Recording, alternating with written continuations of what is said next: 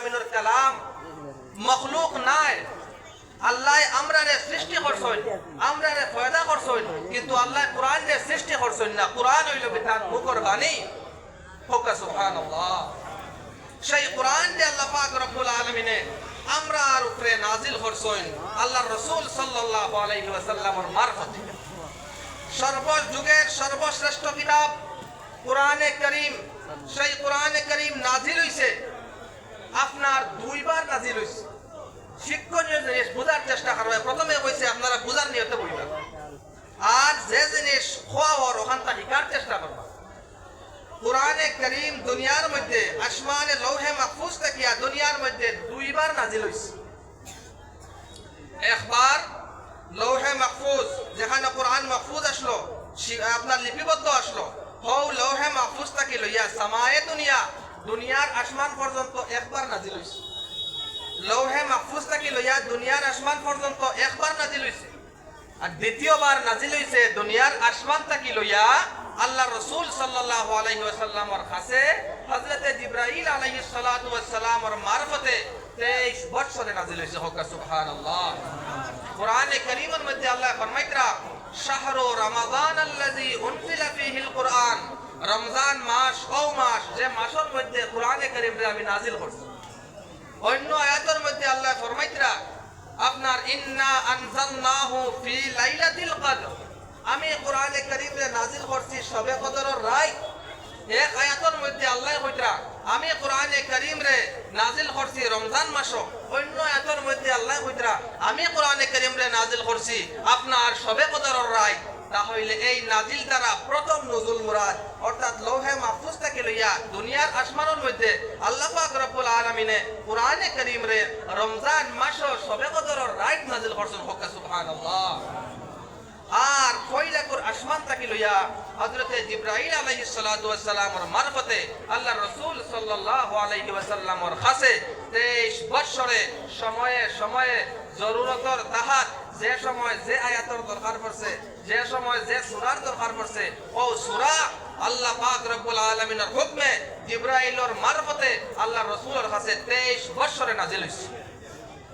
সেই কোরআন সর্বযুগের সর্বশ্রেষ্ঠ কিতাব, সর্বোত্তম মাস রমজান মাস, সর্বোত্তম দিন শবে কদরের দিন। শবে কদরের দিনের ব্যাপারে আল্লাহ ফরমাইতরা লাইলাতুল কদরি খায়রুম মিন আলফি শাহর।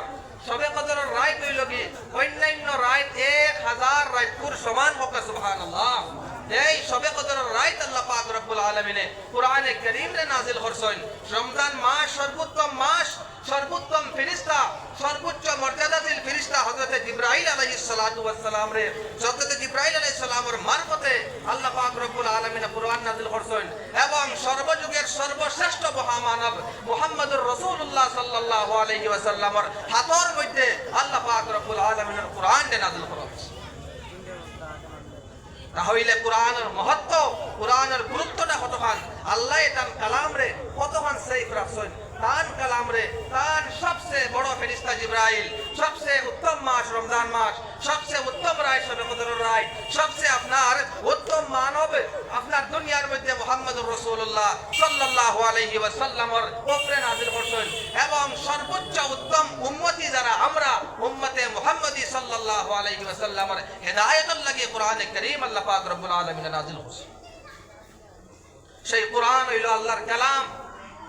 এটা তো কথা বুঝলে আপনারা। এখন কোরআনের কালাম প্রমাণ কিটা? কোরআনে কারীম আল্লাহর কালামের প্রমাণ কিটা? এর প্রমাণ শত শত প্রমাণ আছে। দুনিয়ার মধ্যে যে সময় ইসলাম আয়, এক মানুষ মুসলমান মুহাম্মদুর রাসূলুল্লাহ সাল্লাল্লাহু আলাইহি ওয়াসাল্লাম আরবের জমিনের মধ্যে সমস্ত মানুষ কাফির। আল্লাহর রাসূলের পরিবারের মানুষ ইসলামের জন্য শুধুমাত্র এক মানুষ মুহাম্মদুর রাসূলুল্লাহ সাল্লাল্লাহু আলাইহি ওয়াসাল্লাম তার উপরে কোরআনটা নাযিল করা হয়। এবং এই কোরআন নাযিল হওয়ার পরে জায়গায় জায়গায় সময় সময় নাযিল হয়। অন্যতুরা আত্মা কি মাত না আনলে আপনারা বুঝতে নাই। প্রত্যেক নবী অকলরে এমন একটা জিনিস দেওয়া হয় দুনিয়ার মধ্যে, যে জিনিসে ওখান বুঝাইয়া দে এই মানুষ নাই নবী, এই জিনিসটারে মুজিজা কোয়া হয়। কিটা কোয়া হয়? মুজিজা। এই জিনিসটা বোঝা যায় যে এই আমরা আমরার মতন নাই, মানুষ নাই, এই নবী মানুষ নাই বলতে এখানে নাই যে মানুষ, কিন্তু আমরার মতো মানুষ নাই, এই নবী। তাহলে এই যে জিনিস দেওয়া হয় এই জিনিসটা রাখা হয় মুজিজা। এই মুজিজাটা কিনে দেওয়া হয় ও জমানার মানুষ সকল দেখিয়ে দেওয়া হয়। এই জমানার মানুষের মধ্যে কোন জিনিস খুব বেশি পাওয়া যায় ও জিনিস খান এমন এক জিনিস ও নবীরে দেওয়া হয় যে জিনিস খান আবার বাদে এই জমানার মানুষে আর একবারে হাত জোর করে সামনে যায় আমরা দ্বারা সম্ভব না। উদাহরণ হযরত ঈসা আলা নবিয়িনা আলাইহিস সালামের আগে হযরত মূসা আলাইহিস সালাতু ওয়াস সালামের জমানার মধ্যে জাদুর খুব প্রথা, বান মারা, জাদু করা এটা খুব আপনার প্রচলিত।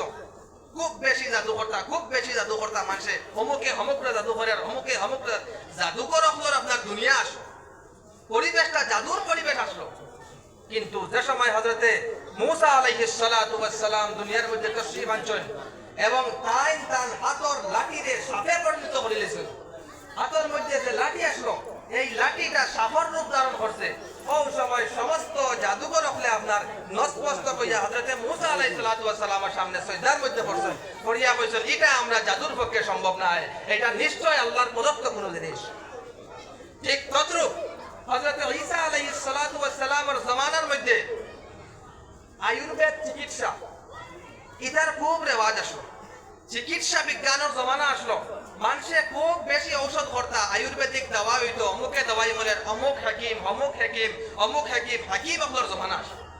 খে খাত থাকি বড় হাকিম হইতা, খে খাত থাকি বড় আপনার ডাক্তার হইতা, ওখান লইয়াও আপনার জিও চলতো, দেখে অন্য থেকে কিলা আগ বাড়া যায়। কিন্তু যে সময় হযরতে ঈসা আলাইহিস সালাতু ওয়াস সালামে এক মুর্দা মানুষের জিন্দা করে লইলাম, যে সময় হযরত ঈসা আলাইহিস সালাতু ওয়াস সালাম এক মুর্দা মানুষের জিন্দা করে লইলা, সমস্ত হাকিম আর ডাক্তার হলে আপনার নতমস্তক হইয়া কইছেন এটা আমরা ডাক্তার হলের পক্ষে সম্ভব না, এটা নিশ্চয় আল্লাহর প্রদত্ত কোনো নবীর কাম হইব, নবী ছাড়াইয়া এটা কোনো মানুষের পক্ষে সম্ভব নাই। এখন আমরার নবীর জমানা, আমরার নবীর জমানার মধ্যে যে পরিবেশ আসলো, যে সমাজ আসলো, সেই সমাজ আসলো ভাষাগত জ্ঞান নিয়া, আরবি ভাষা লইয়া খে কতখান এক্সপার্ট, আরবি ভাষা নিয়ে খে কতখান এক্সপার্ট, খে বেশি সুন্দর কথাবার্তা করতে পারে, খে বেশি সুন্দর নিজের দিলের কথারে অন্যরে বুঝাইতে পারে, খে সুন্দরভাবে নিজের মনের ভেদরে উদযাপন করতে পারে, এই জিনিস লইয়া কম্পিটিশন হইত। আরবের মধ্যে খুব বেশি আসলো, শের ও শায়রির জমানা আসলো, একজনের শের হইলে আপনার চ্যালেঞ্জ করতে দিলে হিম্মত থাকলে আমার শের আরেক টুকরা বানাইয়া আনো, আর আরেকজনে বানাইয়া কইতা দেখি আমি বানাইলেছি তুমি আরেক টুকরা বানাইয়া আনো, এইভাবে জমানা আসলো, শেরের প্রতিযোগিতা হইত, বাজার লাগতো, শের ও শায়রির ময়দান লাগতো।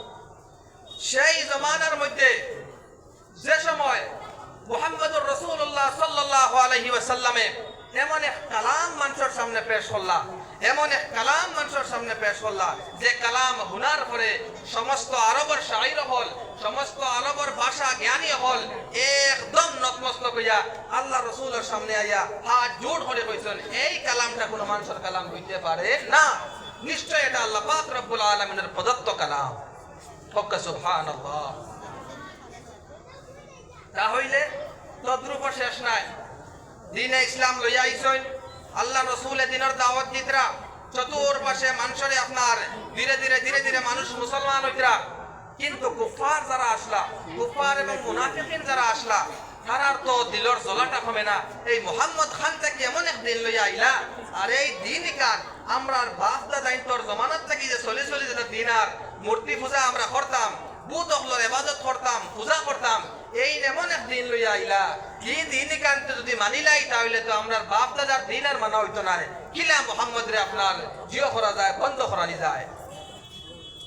এই পন্থা মশওয়ারা করলা আবু জাহেল, উতবা ইবনে রবিআ, ওয়ালিদ ইবনে মুগীরা, বড় বড় লাঠম্বর যারা কুফার অকলর আসলা, এরা সারাই মশওয়ারা করে হইলা এক কাম করিসাইন দেখি কিলা মোহাম্মদ রে আটখানি যায় রায় দেখো, আপনারা রায় দেখবা কিলা আটখানি যায়।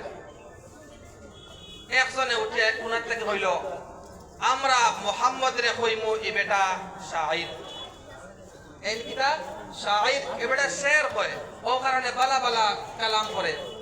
আরেকবারে এ উঠিয়া হইল ওয়ালিদ ইবনে মুগীরা যে এই মজলিসের সর্দার আসলো, হে উঠিয়া কইল ও এক মাত নে এটা তো একটা কালাম আমরা শুনি এটা তো শের না আরেক কোনার থেকে এক বেটা উঠিয়া কইল আমরা ওখান মশহুর করে দেই যে মোহাম্মদ এই বেটা জাদুঘর মোহাম্মদ জাদু করতে হইলে মানুষের তার মাত কথা হুঁতা নাই আর আমরা দিনও বাঁচলো আর মোহাম্মদের দিনও ফেলিল না অলিদ ইবনে মুগাইরা কইল দেখি তোমার মাতর তোরা ওজন আছে মাত বোঝা যাক তোরা ওজন আছে আর এক বেটা উঠিয়া কইল আমরা এক কাম করবো জাদুঘর মানুষে মানবাও কি নাই জাদুনি নাই তা কিথা করে মানুষে মুসলমান হয়ে যায় গিয়া আমরা কইমু মোহাম্মদ গনইয়া আলহামদুলিল্লাহ মোহাম্মদ গনইয়া ও সময় তারা কইলা না গনইয়া হইব লওয়া যান না শাহিদিকও লওয়া যান না ও জাদুকর ওখান লইলাই মক্কার আনাচে কানাচে আপনার এলান করা হইল মাইক দ্বারা যে মক্কার জমিনের মধ্যে নয়া জাদুকরের জন্ম হয়েছে আপনারা কোনো হিসাবেই জাদুকরের দান লইবা না যদি আপনারা দাঁড় লইলাই তাহলে এই